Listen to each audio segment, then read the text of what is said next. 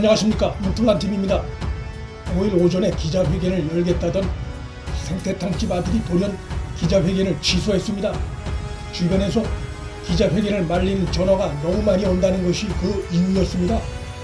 이들 모자의 발언에서 민심이 지금 어디에 있는가가 잘 드러납니다. 현 정권에 대한 강력한 심판 여론에 이들도 두 손을 든 것입니다.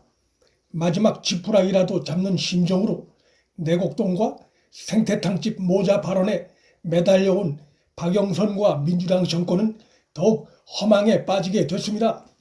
민주당 내부에서 박영선과 당의 선거운동에 대한 비판의 목소리가 터져나오고 있습니다. 흑색 선전과 네거티브 선거 전략이 지지도 개선에 도움이 되지 않고 있음을 잘 보여주는 대목입니다. 민주당 수도권 중진 A 의원은 언론과 인터뷰에서 후보 박영선은 보이지 않고 오세훈 후보와 오 후보의 처가 내곡동 땅 얘기만 들린다며 당의 선거 전략을 비판했습니다. 선거운동 기간 내내 내곡동 땅에 가장 집중한 자는 박영선 본인이란 점에서 선거운동 방식에 대한 당내 비판의 목소리는 박영선에게도 향할 수밖에 없습니다. 여권의 또 다른 관계자도 여당이라면 인물과 정책에 승부를 걸어야 하는데 야당 후보에 대한 네거티브에만 집중해 인물과 정책 경쟁에서 실패했다고 비판했습니다. 여당 내부에서 터져나오기 시작한 이러한 목소리들은 박영선이 최근 하루에 2%씩 따박따박 지지율을 올리겠다고 장담했지만 투표가 불과 며칠 앞으로 다가온 상황까지도 오세훈 후보와의 지지도 격차가 좀처럼 좁혀지지 않고 있는 데 대한 불안감을 스스로 실토한 것입니다. 오세훈 후보가 여당의 의혹 제기에 무시, 무대응으로 일관하다 보니 선거 막판에 소위 중대 결심 발언 내용을 놓고 박영선 캠프 내부에서 이견을 노출시키는 치명적인 자충수까지 나타났습니다. 박영선의 사퇴 가능성으로까지 비화됐던 이 사안은 여당의 또 다른 치명적인 자책골이 됐습니다.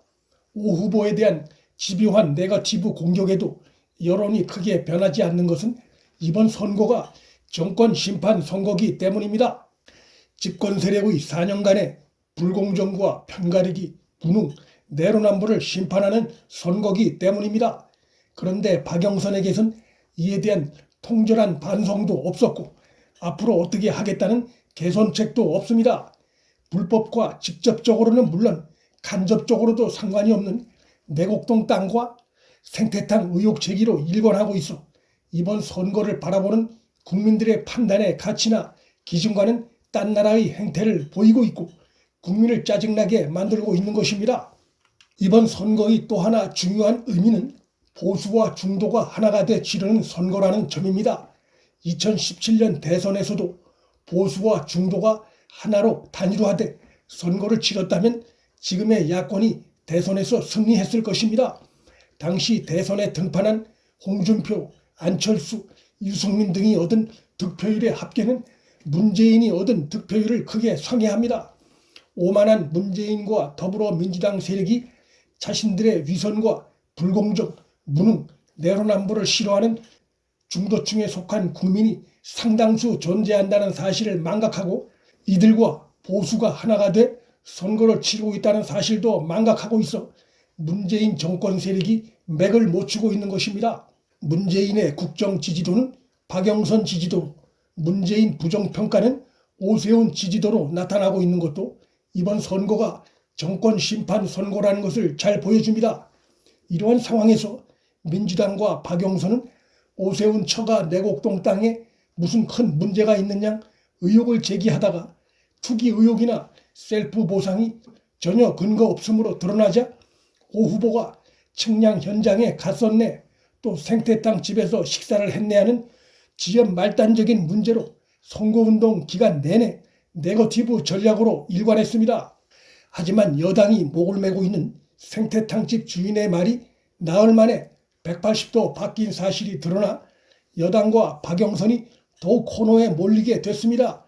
15년 전에 입고 온 옷의 색상과 신발의 브랜드까지 기억한다는 것이 발언의 신뢰성을 의심받게 했고 황 씨의 발언이 불과 나흘 만에 180도 바뀐 점도 의혹의 대상이 됐습니다. 황 씨 아들은 어머니가 자신이 정치에 휘말릴 것을 두려워해 거짓말을 했다고 주장하고 있어 이것이 또 다른 의혹을 낳고 있습니다. 지금은 생태탕 가게를 하지 않고 있는 상황인데 아들이 정치에 휘말릴 것을 두려워했다는 것이 어떤 의미인지 의혹을 낳고 있는 것입니다. 이들 모자가 수많은 매체 중에 친정권 성향 비판을 받고 있는 김어준 뉴스 공장에 출연한 것도 그 아들의 정치 편향성을 의심케 합니다. 그 아들은 4일엔 역시 친여 매체인 한겨레 기자와 통화를 해서 5일 기자회견을 열겠다고 밝혔다가 돌연 취소했습니다. 황 씨 아들은 한겨레와 4일 밤 통화에서 15년 전 오세훈 후보가 자기 집에 와서 생태탕을 먹고 계산한 카드 영수증과 CCTV 영상 자료가 있느냐 허무맹랑한 주장도 펼쳤습니다. 그런 자료가 물리적으로 존재할 수가 없습니다. 그러더니 결국 기자회견을 취소했습니다. 20년 전 병풍 사건 때 김대엽의 녹음 테이프 발언을 연상시키는 공작 냄새가 나는 언행이란 비판을 명키 어렵습니다. 다른 매체들이 통화를 시도하고 있지만 한겨레 기자 전화만 받아 기자회견을 하겠다고 알렸던 점도 그 아들의 친정권 편향성을 짐작케 합니다. 일반인 같으면 본질적인 문제와도 전혀 상관도 없고 근거도 없는 사안을 갖고 투표일을 불과 이틀 앞두고 기자회견을 연다는 생각을 하기 어렵다는 점에서 생태탕집 아들의 친정권 편향성은 물론 현 정권의 배후 의혹까지 낳고 있습니다. 박영선을 돕고 문재인 정권을 돕겠다는 생각에서 이런 행동을 하는 것 같은데 선거 후에 그 아들이 민심과 반에 저지른 행동으로 인해 처할 수 있는 사회적 시선 등의 상황에 대해 민주당이 과연 걱정하고 있는지 의문입니다. 아들의 그간의 언행에선 지금 문재인 정권과 민주당 세력의 불공정과 무능, 위선, 법치 파괴 등의 행태에 대한 국민의 분노가 들리지 않는 것으로 보입니다. 황 씨의 오락가락하는 발언과 그 아들의 주장은 국민이 중요하게 생각하는 이번 선거의 판단 기준과는 거리가 먼 허무한 주장이었고 기자회견을 돌연 취소함으로써 마지막 지푸라기라도 잡는 심정으로 내곡동과 생태탕집 모자의 발언에 매달려온 박영선과 민주당 정권은 더욱 허망에 빠지게 됐습니다.